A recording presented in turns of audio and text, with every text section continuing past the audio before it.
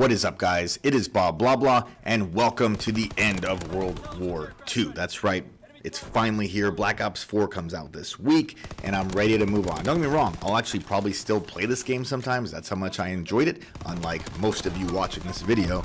But I want to go into this game, give you my final thoughts on it, and kind of talk about the timeline that kind of broke this game, and the game at the end, which was totally different from the launch version of WW2. This is an older gameplay that I found on my hard drive. It is a V2 rocket where I go 41-1 and get 11 caps during the V2. So it's probably my best V2 I had in this game. For some reason I got a bunch on this map, but it's pretty good gameplay, so enjoy it. Let's get to this game, and let's start with World War II. I'll call it 1.0, and that was the game at launch that disappointed virtually everyone, including me.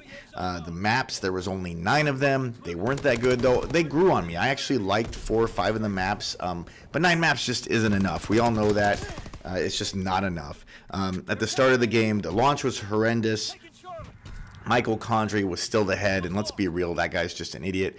All kinds of problems. The sprint out times were super slow, so the game really promoted a slow game style, which was really annoying.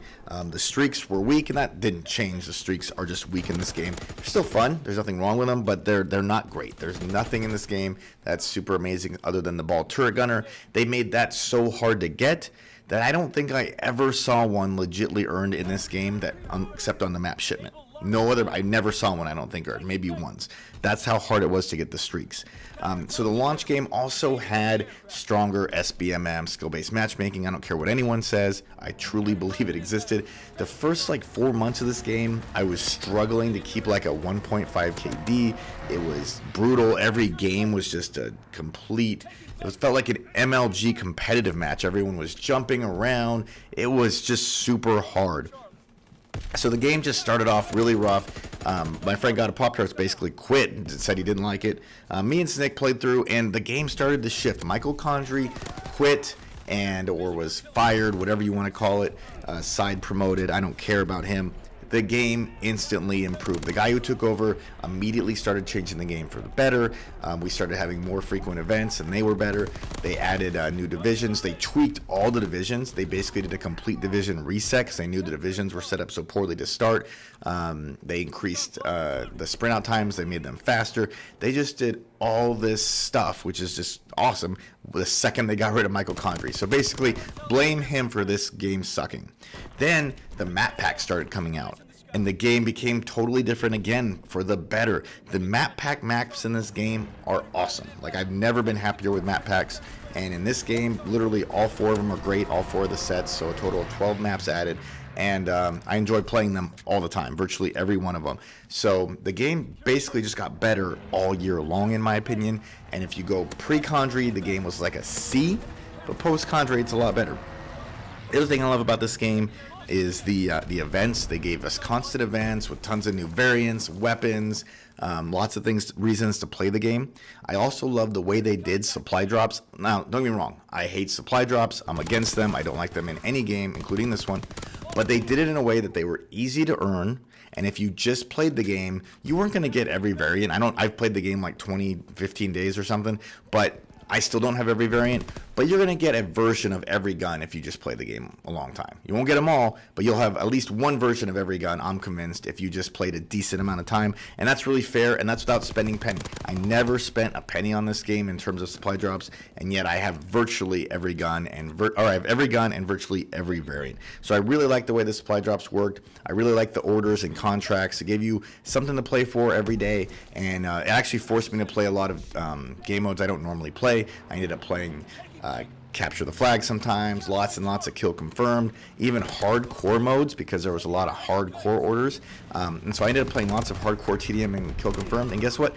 Actually really enjoyed it because, well, I'll just be honest, there's a lot of bad players in hardcore. That makes it fun. hardcore players. The bad hardcore players are the worst players to ever live, but it's fun. I like that. It's good. As the game went on, they reduced SBMM, and so basically you could get random lobbies. You'd have try-hard lobbies, and you'd have easy lobbies and medium lobbies. That made the game a lot more fun. Of course, adding shipment was a really big deal to the lifespan of this game. I love shipment. Not everyone does, I get that, but I really enjoy shipment in this game. I definitely have played it too much. I'm kind of sick of it now, but it was such a fun way to rank up your guns and rank up your divisions. It just made things really easy. Also, going back to the divisions, when this game first came out and they had the divisions, which kind of limited your classes and your play styles, I didn't like it. But once they did all the tweaking after Michael Condrey left, it was actually really good. I had no problem with it. Division setups were fine. I prefer a pick 10 setup, but I really don't have any complaints. They tried something different, and maybe it didn't work great, but it's just fine to me. So overall, when you go through all that, what do you get? You get the Call of Duty that I played more than any COD since, I believe, Modern Warfare 3. That's right. I played World War II more than Black Ops 2, which is pretty crazy because I played the shit out of Black Ops 2. Yeah, I actually like this game this much. I love that it was boots on the ground. I love that there was way less jumping. Oh, there's the V2 rocket, baby. And V2 rockets were really hard to get in this game. It's just, I don't know why exactly, but it was really hard to stay alive in this game. I'm not counting shipment. Obviously, it's easy to get V2s in shipment, but yeah, overall, I give this game a solid A. Talking post, March, post May maybe. Before that, I'll admit this game was a C minus on launch. Fully agree with that. But the game turned into something better, and today I really enjoy it. And I'm gonna be sad to say goodbye to it because I really like Black Ops 4, so I see myself mostly shifting to that. But hey, World War II, props to you. I enjoyed it even if nobody else did. Me and Snick played a ridiculous amount, so props to you guys at SHG. Props to Sledgehammer for fixing this game because it was a mess, but it ended with a bang. I really enjoyed it. So that's it for the video, guys. Let me know what you ultimately thought of this game, and I will talk to you in the world of Black Ops 4. Talk to you later, guys. Take it easy.